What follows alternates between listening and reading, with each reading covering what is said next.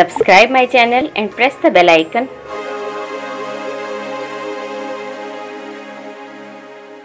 अस्सलाम वालेकुम, कैसे हैं आप सब लोग?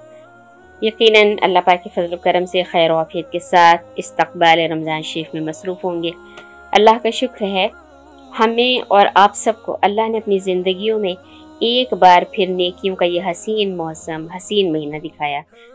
वरना सोच कर देखिए, पिछले रमज़ान शरीफ से इस रमज़ान शरीफ तक कितने ही लोग हमारे प्यारे हमसे बिछड़ गए, इस जहानी फ़ानी से कूच कर गए, और हम अभी तक ज़िंदगी की इस हसीन नेमत का लुत्फ़ उठा रहे हैं। अल्हम्दुलिल्लाह रब्बिल आलमीन। रजब अल्लाह का महीना है। इस महीने में नई इबादत के, नेकियों के बीज डाले जाते हैं। शाबान मेरे आका सल्लल्लाहु अलैहि वसल्लम का महीना है। दुरूद शरीफ और नफली रोज़ों वगैरह के ज़रिए वो बीज पौधे बन जाते हैं। और अल्हम्दुलिल्लाह रमज़ान शरीफ अल्लाह के बंदों का महीना है। इस मुबारक माह में वो पौधे फल देना शुरू कर देते हैं।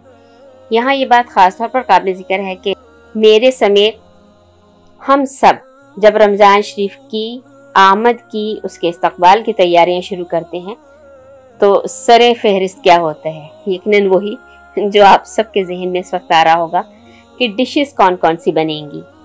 हालांकि अल्लाह ने कहीं नहीं फरमाया कि रमज़ान पकौड़ों का महीना है, दही भल्लों या गुलगुलों का और फ्रूट चाट का महीना है। मगर हमारी नज़र, मेरे समेत, सबसे पहले और सबसे ज़्यादा इसी बात पर होती है कि सहरी और इफ्तारी में इस बार क्या होगा। विंग्स ज़्यादा फ्राई किए जाएंगे या फिर नूडल्स और पास्ता की मुख्तलिफ रेसिपीज़ होंगी। स्ट्रॉबेरी मिल्क शेक होगा या लस्सी का इस्तेमाल किया जाएगा। कहीं से आवाज़ आती है बैंगन इस बार चावल के चौरीठे में फ्राई करेंगे, बेसन में नहीं।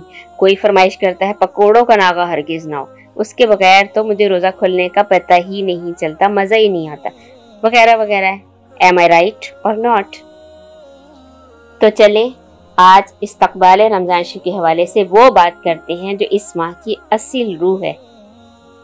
इसका मतलब ये हरगिज़ नहीं है कि खाना पीना इग्नोर कर दें, वो तो अपनी जगह इम्पोर्टेंट है ही, लेकिन इस बात की भी तैयारी करें कि कैसे इस माह मुबारक के एक एक लम्हे से ज़्यादा फ़ायदा उठाएंगे और कौन कौन सी मसनून और नफली इबादत हमारे रोज़ के शेड्यूल का लाजमी हिस्सा होंगी, ज़िक्र अस्कार होंगे, तस्बीहात होंगी वगैरह। आज पहले सबसे हम इस चीज़ की तैयारी करते हैं। आइए एक तरतीब के साथ इन सब का जायज़ा ले लेते हैं। नंबर 1, सबसे पहले तो अभी से ये नियत कर लें और घर वालों को भी इस तरह सोचने की तरबियत दें कि ज़िंदगी एक नेमत है। अल्लाह पाक मेरे सब घर वालों को सेहत और खुशियों वाली लंबी उम्र अता फरमाए। मगर आने वाला लम्हा, ये वक्त किसने देखा है? हो सकता है ये मेरी ज़िंदगी का आखिरी रमज़ान हो, इसलिए इस दफ़ा इस माह मुबारक के एक एक लम्हे को फ़र्ज़, मसनून, नफली इबादत और ख़ास तौर पर अल्लाह के बंदों की खिदमत करते हुए गुजारना है, ताकि अल्लाह और उसका महबूब सल्लल्लाहु अलैहि वसल्लम मुझसे राज़ी हों।